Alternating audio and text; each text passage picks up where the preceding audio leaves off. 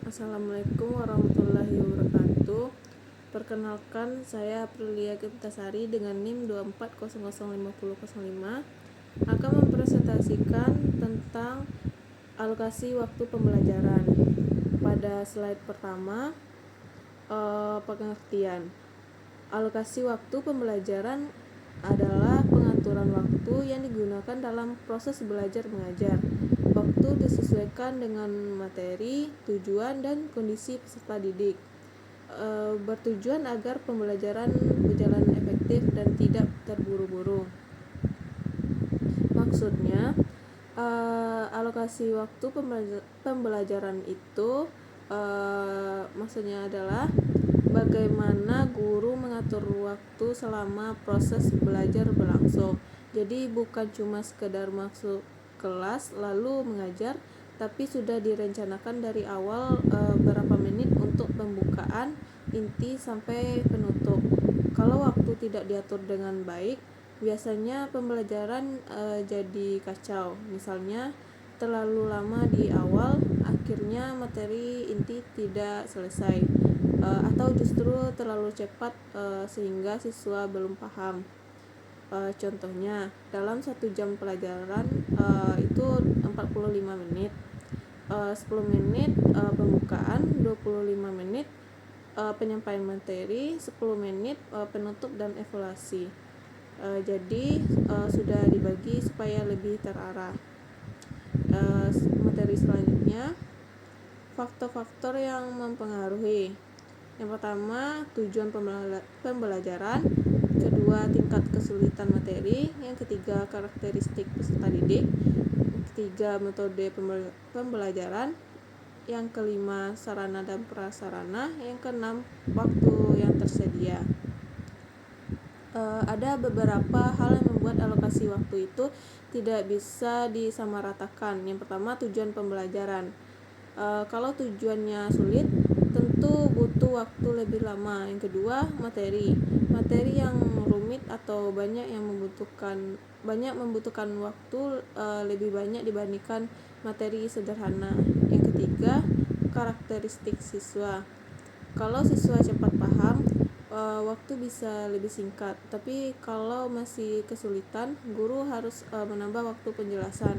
Yang keempat, metode pembelajaran. Metode praktik biasanya butuh waktu lebih lama dibanding ceramah.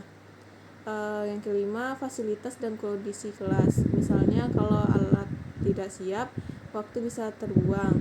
Intinya, waktu itu fleksibel tergantung kondisi. Slide selanjutnya, tahapan perencanaan alokasi waktu. Yang pertama, menentukan tujuan pembelajaran. Yang kedua, menganalisis materi. Yang ketiga, menentukan kegiatan pembelajaran. Yang keempat, membagi waktu setiap kegiatan. Yang terakhir, menyesuaikan dengan jadwal yang ada. Dalam merencanakan waktu, guru tidak boleh asal bagi-bagi waktu, tapi harus ada langkahnya. Yang pertama, tentukan dulu tujuan pembelajaran supaya jelas arah pembelajaran. Yang kedua, lihat materinya, apakah sulit atau tidak. Yang ketiga, tentukan kegiatan pembelajaran, misalnya ceramah, diskusi, atau praktik. Yang keempat, baru dibagi waktunya untuk setiap kegiatan. Yang terakhir, disesuaikan dengan jadwal yang ada. Contohnya, materi praktik, penjelasannya 10 menit, praktik 25 menit, evaluasi 10 menit. Jadi waktu disesuaikan dengan kegiatan. Yang keempat, teknik mengelola alokasi waktu. Setelah direncanakan, waktu juga harus dikelola dengan baik saat pembelajaran berlangsung. Guru harus punya perencanaan yang jelas, biasanya tertulis di RPP. Lalu harus bisa menentukan prioritas, mana materi yang paling penting. Guru juga perlu mengontrol waktu, misalnya jangan terlalu lama di satu bagian saja. Selain itu, memilih metode yang efisien juga penting supaya waktu tidak terbuang. Contohnya, Kalau waktu tinggal sedikit, guru bisa langsung fokus ke inti materi dan mengurangi bagian yang kurang penting.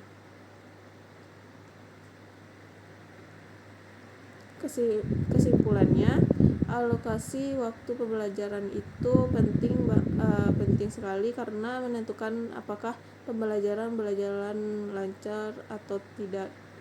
Kalau waktu diatur dengan baik, semua kegiatan bisa berjalan sesuai rencana dan siswa juga lebih mudah memahami materi.